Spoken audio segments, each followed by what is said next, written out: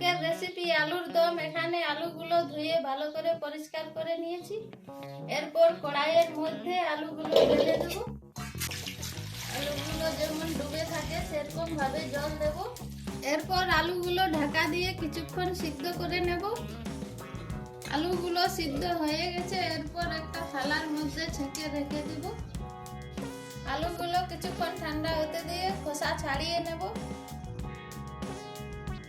আলুর খোসা ছাড়ানো হয়ে গেছে। এরপর ফ্রাই করে নেব।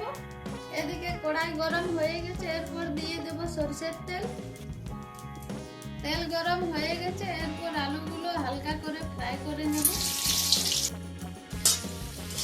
হালকা করে নুন দিয়ে দিচ্ছি।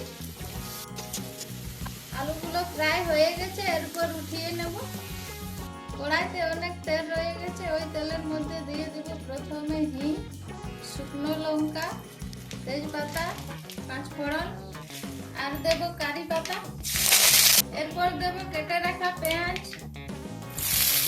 পেঁয়াজ ভাজা হয়ে গেছে। এরপর দিয়ে দেব আদা বাটা, রসুন বাটা। আদা রসুন ভাজা হয়ে গেছে। এরপর দিয়ে দেব কেটে রাখা টমেটো। এরপর টমেটো গলার জন্য অল্প পরিমাণ নুন দিচ্ছি। টমেটো গলে গেছে। এরপর দিয়ে দেব হলুদ গুঁড়ো, জিরের গুঁড়ো, লঙ্কার গুঁড়ো। এরপর দিয়ে দিচ্ছি কাশ্মীরি লঙ্কার গুঁড়ো।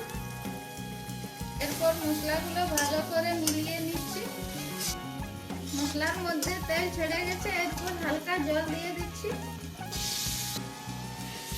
মশলা রেডি হয়ে গেছে। এরপর পরিমাণ মতো জল দিচ্ছি।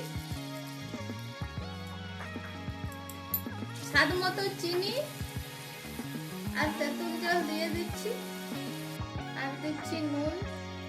এদিকে মশলা ফুটে গেছে। এরপর দিয়ে দেব আলুগুলো। আলুগুলো দিয়ে কিছুক্ষণ ফুটিয়ে নেব।